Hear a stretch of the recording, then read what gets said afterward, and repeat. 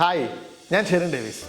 Mutual ഫണ്ടിൽ invest ചെയ്യുന്നവർക്ക് ആ മ്യൂച്വൽ ഫണ്ടിനെ പറ്റി ഏറ്റവും വിശദമായിട്ട് മനസ്സിലാക്കി ഇൻവെസ്റ്റ് ചെയ്യാൻ സഹായിക്കുന്ന ഒരു ആധികാരികമായിട്ടുള്ള ഡോക്യുമെൻ്റാണ് ആ ഫണ്ടിൻ്റെ ഫാക്ട് ഷീറ്റ് എന്ന് പറയുന്നത്.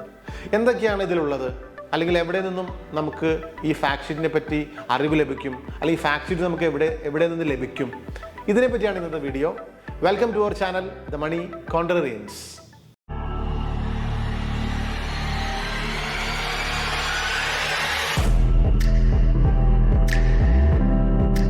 ഓരോ ഫണ്ടുകളുടെയും ഏറ്റവും വിശദമായിട്ടുള്ള വിവരം എല്ലാ AMCകളും അവരുടെ ഫണ്ടിൻ്റെ ഫാക്ട് ഷീറ്റിൽ വിവരിച്ചിട്ടുണ്ടാകും.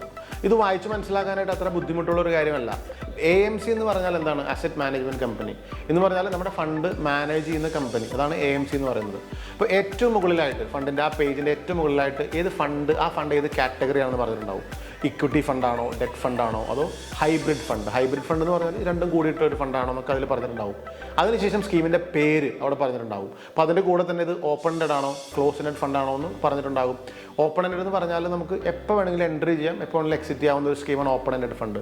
ക്ലോസ് എൻഡഡ് എന്ന് പറയുന്നത് ചില പ്രത്യേക സമയമുണ്ടാവും, ആ സമയത്ത് മാത്രമേ നമുക്ക് എൻട്രി എക്സിറ്റ് ചെയ്യാനായിട്ട് പറ്റുള്ളൂ. അപ്പോൾ അതിനുശേഷം ആ ഫണ്ടിൻ്റെ ഇൻവെസ്റ്റ്മെൻറ്റ് ഒബ്ജക്റ്റീവ് എന്താണെന്നുള്ളതും ആ സ്കീമിൻ്റെ ഒബ്ജക്റ്റീവ് എന്താണെന്നുള്ളതും കൃത്യമായിട്ട് പറഞ്ഞിട്ടുണ്ടാവും. എല്ലാത്തരം പ്ലാനുകൾ, എത്ര തരം പ്ലാനുകളുണ്ട്, അതായത് ഒരു സ്കീമിൽ പലതരം പ്ലാനുകളുണ്ടാവും. അപ്പോൾ അതിൻ്റെ NAV അത് കൃത്യമായിട്ട് ഫാക്ടറിയിൽ പറഞ്ഞിട്ടുണ്ടാകും. ഇപ്പോൾ NAV എങ്ങനെയാണ് കാൽക്കുലേറ്റ് ചെയ്യുന്നത് വെച്ചിട്ടുണ്ടെങ്കിൽ, ഇപ്പോൾ ഒരു സ്കീമിൻ്റെ മൊത്തത്തിലുള്ള മാർക്കറ്റ് വാല്യൂ അതിൽ നിന്നും നമ്മൾ എന്ത് ചെയ്യും, ആ വർഷത്തെ എക്സ്പെൻഡിച്ചർ എല്ലാം കുറച്ച് കഴിഞ്ഞിട്ട് ബാക്കി വരുന്ന വാല്യൂവിനെ നമ്മുടെ ടോട്ടൽ ഔട്ട്സ്റ്റാൻഡിങ് യൂണിറ്റ്സ് കൊണ്ട് ഡിവൈഡ് ചെയ്യും. അപ്പോൾ കിട്ടുന്നതാണ് NAV എന്ന് പറയുന്നത്. അപ്പോൾ ഇതൊരു ഡേറ്റിലായിരിക്കും ഡിക്ലെയർ ചെയ്യുന്നത്. മിക്കവാറും സ്കീമുകളിൽ സ്റ്റോക്ക് മാർക്കറ്റ് ഉള്ള ദിവസം എല്ലാ ദിവസവും തന്നെ ഈ NAV ഡിക്ലെയർ ചെയ്യുന്നുണ്ടാകും. അപ്പോൾ അതിനുശേഷം നിങ്ങൾക്ക് ഫാക്ട് ഷീറ്റിൽ സ്കീമിൻ്റെ പെർഫോമൻസ് എന്താണെന്ന് മനസ്സിലാക്കാൻ പറ്റുന്ന എല്ലാ വിവരങ്ങളും അവിടെ കൊടുത്തിട്ടുണ്ടാവും. ഇനി ഫണ്ടിൻ്റെ മറ്റ് വിവരങ്ങൾ എന്തൊക്കെയാണ് ഫാക്ട് ഷീറ്റിൽ ഉണ്ടാകുന്നത് നമുക്ക് നോക്കാം. അതായത് എന്നാണ് ആ സ്കീം തുടങ്ങിയ ഡേറ്റ് എന്നാണ്, ടോട്ടലായിട്ടുള്ള AUM എത്രയാണ്, അതായത് അസറ്റ് അണ്ടർ മാനേജ്മെൻറ്റ് എന്ന് പറഞ്ഞാൽ ആ സ്കീം മാനേജ് ചെയ്യുന്ന മൊത്തം ഫണ്ട് അത് എത്രയുണ്ട്. മറ്റൊരു തരത്തിൽ പറഞ്ഞാൽ ഓരോ ഇൻവെസ്റ്റേഴ്സും കൂടിയിട്ട് എത്ര പണം ടോട്ടലായിട്ട് ആ ഫണ്ടിൽ നിക്ഷേപിച്ചിട്ടുണ്ട്. ഇതാണ് അസറ്റ് അണ്ടർ മാനേജ്മെൻറ്റ്. ഇനി അടുത്ത ഇൻഫർമേഷൻ, ആരാണ് ഈ ഫണ്ട് മാനേജ് ചെയ്യുന്ന ഫണ്ട് മാനേജർ, അയാളുടെ പേര് പറഞ്ഞിട്ടുണ്ടാകും. ആ ഫണ്ട് ആരംഭിച്ചപ്പോൾ മുതൽ ആരൊക്കെ ഈ ഫണ്ട് മാനേജ് ചെയ്തിട്ടുണ്ട്, എത്ര ഫണ്ട് മാനേജേഴ്സ് മാനേജ് ചെയ്തിട്ടുണ്ടെന്ന് പറഞ്ഞിട്ടുണ്ടാകും. പിന്നെ എന്താണ് ബെഞ്ച് മാർക്ക് ഇൻഡെക്സ്, അതായത് ഈ ഫണ്ടിൻ്റെ ബെഞ്ച് മാർക്ക് ഇൻഡെക്സ് ഏതാണ്. അപ്പോൾ എന്തിനാണ് ബെഞ്ച് മാർക്ക് ഇൻഡെക്സ്? ആ സ്കീമിൻ്റെ പെർഫോമൻസ് ഒരു പൊതുവായിട്ടുള്ളൊരു ഇൻഡെക്സുമായിട്ട് കമ്പയർ ചെയ്തിട്ട് പെർഫോമൻസ് മനസ്സിലാക്കാനുള്ളതാണ് ബെഞ്ച് മാർക്ക് ഇൻഡെക്സ്.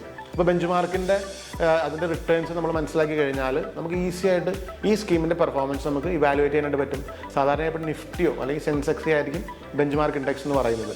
പിന്നെ അടുത്തായിട്ടൊരു ഇൻഫർമേഷൻ എന്ന് പറഞ്ഞാൽ അതിന് എക്സിറ്റ് എൻട്രി ലോഡ് ഉണ്ടെങ്കിൽ അതിൻ്റെ ഡീറ്റെയിൽസ് അതിൽ കൊടുത്തിട്ടുണ്ടാവും. ഇപ്പോൾ എത്ര ദിവസം കഴിഞ്ഞാൽ നമുക്ക് എക്സിറ്റ് ചെയ്യാൻ പറ്റും. കാരണം എക്സിറ്റ് ഫ്രീ, അതായത് എക്സിറ്റ് ലോഡ് ഫ്രീ ആയിട്ട് നമുക്ക് എന്താണ് എക്സിറ്റ് ചെയ്യാൻ പറ്റുന്നത്. പിന്നെ ആ സ്കീമിൽ എന്തൊക്കെ പ്ലാൻ ഉണ്ട്, ആ സ്കീമിൽ എന്തൊക്കെ ഓപ്ഷൻസ് ഉണ്ട്, ഇതൊക്കെ ആ പറഞ്ഞ ഫാക്ട് ഷീറ്റിൽ കൊടുത്തിട്ടുണ്ടാവും. പിന്നെ നമുക്ക് ആ സ്കീമിൽ എങ്ങനെയൊക്കെ SIP ചെയ്യാം, മന്ത്ലി ചെയ്യാൻ പറ്റുമോ അതോ ക്വാർട്ടർലി നമുക്ക് ചെയ്യാൻ പറ്റുമോ, ഇതൊക്കെ ഈ ഇൻഫർമേഷനൊക്കെ ആ ഫാക്ട് ഷീറ്റിൽ കൊടുത്തിട്ടുണ്ടാവും. പിന്നെ ആ സ്കീമിനെ പറ്റിയിട്ടുള്ള അതിൻ്റെ റിസ്കിനെ പറ്റിയിട്ടുള്ള പൊതുവായിട്ടുള്ള കുറേ റേഷ്യോസ് ഉണ്ട്.